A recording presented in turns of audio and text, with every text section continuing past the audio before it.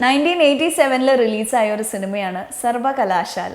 നമ്മുടെ സ്വന്തം ലാലേട്ടൻ ലാൽ എന്ന് പറയുന്ന ഒരു കഥാപാത്രം തന്നെ ചെയ്തൊരു സിനിമയായിരുന്നു. വേണു നാഗവള്ളി സാറാണ് ഇതിൻ്റെ ഡയറക്ഷൻ ചെയ്തിട്ടുള്ളത്.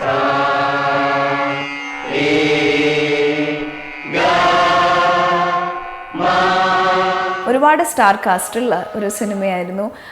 നമുക്ക് ഏറ്റവും പ്രിയപ്പെട്ട ഒരു നടനും കൂടി ഇതിൽ അഭിനയിച്ചിട്ടുണ്ട്, നന്ദുചേട്ടൻ. നന്ദുചേട്ടൻ്റെ ഫസ്റ്റ് മൂവി ആയിരുന്നു ഇത്. അദ്ദേഹത്തിന് ഈ സിനിമയെ പറ്റിയിട്ട് ഓർമ്മകൾ ഷെയർ ചെയ്യാനുണ്ടാവും. എന്തായിരുന്നു റോഡില് വെറുതെ എന്തോന്ന് വെറുതെ ഈ കോളേജിന്റെ അകത്തുള്ള കമന്റ് പോരെ റോഡിൽ കൂടെ അടുത്ത് പഞ്ചായത്തടിക്കണം. മിസ്റ്റർ ലാലേട്ടന് പ്രത്യേകം താല്പര്യമുള്ള കക്ഷിയാണെന്ന് തോന്നുന്നു. സർവകലാശാലയാണ് ഞാൻ ആദ്യമായിട്ട് അഭിനയിക്കുന്ന സിനിമ. അത് വളരെ യാദൃശ്ചികമായിട്ട് അഭിനയിക്കാൻ അതിലെത്തിയതാണ്. ശരിക്കും അതിന് മുമ്പ് ചെപ്പെന്ന് പറഞ്ഞ സിനിമയിൽ പ്രിയഞ്ചേട്ടൻ ഒരു വേഷം തന്നു, പക്ഷേ എനിക്ക് ചെയ്യാനൊത്തില്ല. അത് കഴിഞ്ഞിട്ട് കാര്യം അന്ന് എൻ്റെ പരീക്ഷയുടെ ഒക്കെ ചില പ്രശ്നങ്ങളുണ്ടായിരുന്നു. അപ്പോൾ അത് കഴിഞ്ഞിട്ട് പിന്നെ വേണുചേട്ടൻ സംവിധാനം ചെയ്ത സിനിമയിലാണ് ഈ സർവകലാശാലയിലാണ് ഞാൻ അഭിനയിക്കുന്നത്.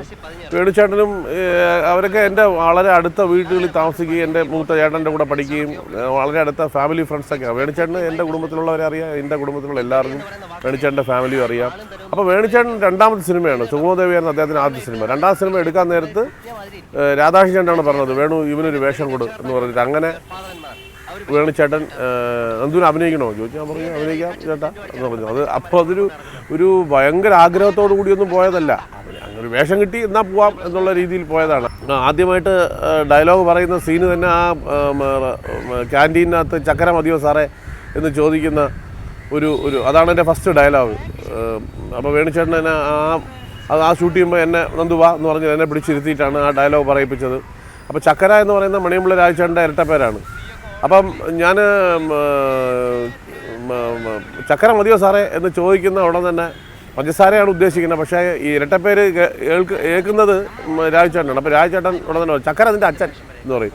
അപ്പോൾ ഞാൻ ഇടയ്ക്കിടയ്ക്ക് രാജചേട്ടൻ്റെ അടുത്ത് പറയും, രാജചേട്ടാ നിങ്ങളുടെ തന്തയ്ക്ക് വിളി കേട്ടോണ്ടാണ് ഞാൻ സിനിമയ്ക്കകത്തോട്ട് കാലെടുത്ത് വെച്ചത്.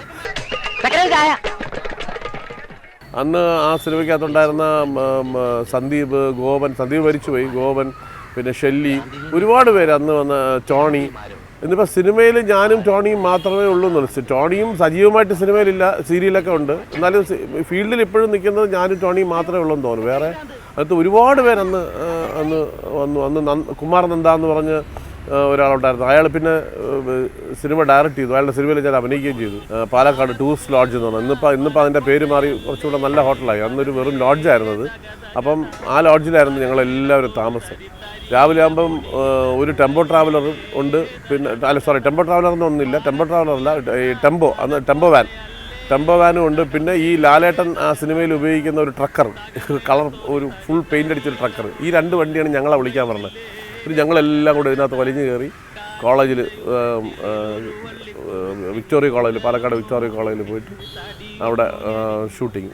അതൊരു ഭയങ്കര രസകരമായ അനുഭവമായിരുന്നു. ഇത്രയും ആൾക്കാർ, നമ്മൾ തിരിച്ചൊരു കോളേജിൽ ചെന്ന ഒരു അവസ്ഥയിൽ ഇത്രയും സ്റ്റുഡൻസ് ഒരുമിച്ച് ഇത്രയും ഫ്രണ്ട്സ് ആവുകയും അത്രയും ആ ഒരു വേള രാവിലെ എല്ലാവരും കൂടെ ഒരുമിച്ച് പോവുക, എല്ലാവരും കൂടെ ഒരുമിച്ച് വൈകിട്ട് വരിക, പാട്ടും ബഹളവും, അതൊരു വളരെ രസകരമായ ഒരു അനുഭവമായിരുന്നു.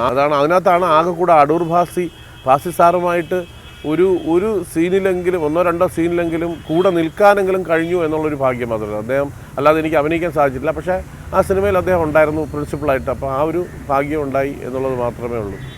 അപ്പോൾ അങ്ങനെ കുറേ നല്ല അനുഭവങ്ങളുള്ള ഒരു സിനിമയായിരുന്നു സർവകലാശാല.